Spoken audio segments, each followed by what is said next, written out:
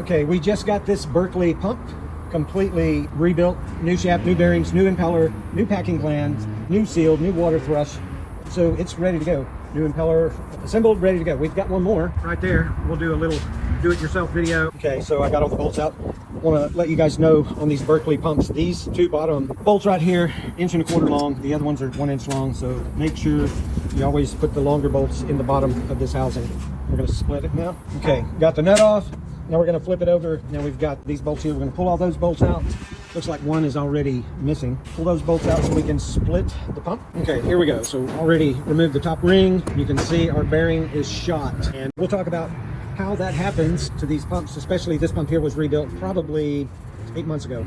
So a little lack of servicing the pump. You've got two bearings inside here. You got this smaller bearing in the bottom and a big bearing back here at the top of the shaft. And as you can see, there's two Zerk fittings on this. Little to no grease inside, so they didn't grease it. But another reason why this happens is this packing gland. If that packing gland leaks and it starts spraying out water, it'll just travel straight up the shaft and go into the housing. And all that water in your bearings is no bueno. Okay, once you remove the bolts, just takes a little, you're gonna wanna use a pretty good size hammer, and all of these places here is where you're gonna wanna try to hit it to break it loose. And then of course, now we gotta get the impeller off. This is the hardest thing to do on this pump, is getting this off. So in some cases, we know the shaft is bad, we know the bearings are bad, so we have just cut this off with a cutting torch before. It takes a little bit of work to get it off of there. We'll see if we can get it off of there. But once again, left hand, it just spins off. You gotta get a pipe wrench and a big screwdriver and a pry bar and beat the hell out of it, but it'll come apart. This is probably one of the easiest impellers that I've ever taken off of one of these pumps, as far as it just coming right off with very little effort.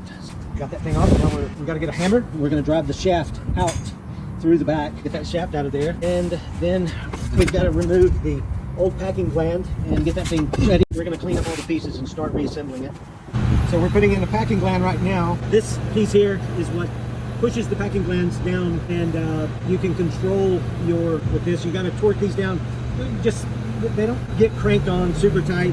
You do want to leave it where when the pump is assembled and it's running, that it just barely drips out. If it starts leaking faster, you just tighten them up evenly on both sides. There's a better look at it right there. And so packing glands in, this is in. Now we're going to get the shaft ready, and we're going to put the shaft in. Okay, got everything apart, disassembled, and I want to show you guys a couple of things. So if you look at this shaft here, and you've got all of this rust and pitting, you've got just a little bit of grease here. So maybe they tried to grease it hoping that it would have some kind of healing powers and put the bearing back together. It's just, look, you can tell there's just absolutely no grease. This is the seal for the shaft side. There was no inside here, right there.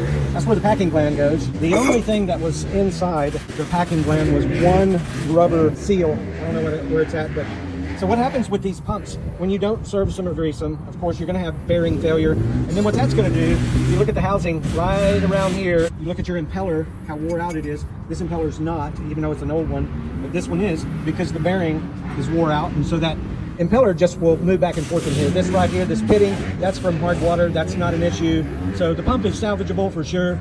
We just need to clean it up and put it all back together. And that will be our next step.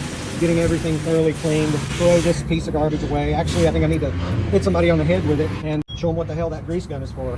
But the life of these pumps, man, they should last a while. When I say a while, I would say you should get 5 years good use out of one of these Berkeley pumps with your water truck, maybe more.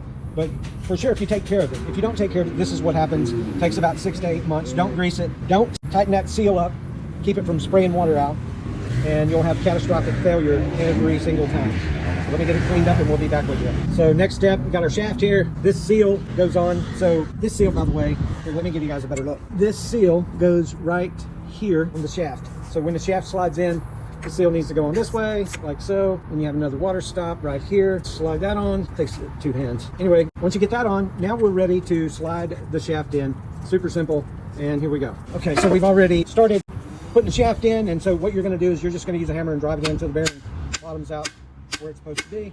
It doesn't take a lot of effort. He's not hitting it hard at all. And you can see it's coming through the other side nicely. There's your seal that we were talking about right there. A little more, go ahead. Okay, so you can actually hear the tone when you hit it and the shaft bottoms out on the housing. So now that's in. Now what we have to do is is clean this cap, get that cap cleaned back up, put our impeller on, and put the lock nut on. We've got everything cleaned, and then we're ready to for the final steps. Okay, got our gasket on, got our lock nut on, the impeller, and don't forget, this is left-handed threads on this shaft. Got this on. You're going to want to tighten this up with a pipe wrench. Now all we have to do, put this bad boy on, and we are set, good to go. Then, of course, we've got final touches, which would be tightening this up and putting grease in this thing. Okay, so Oscar's going to go ahead and put the final touches on the pump, get this thing tightened down. He's going to tighten down the seal, get that thing situated, and then he's going to throw some grease in it. We will have a spare pump for the water truck. That's how you do it. Super simple. Do it yourself. The kit itself, both of those kits to rebuild 2 pumps, we've got one on our water truck, and that is our spare. Both of these were, I think, $860, something like that, plus shipping. A new pump, a new Berkeley pump, is about $1,300. So save a little money, just rebuild it. Have a good one.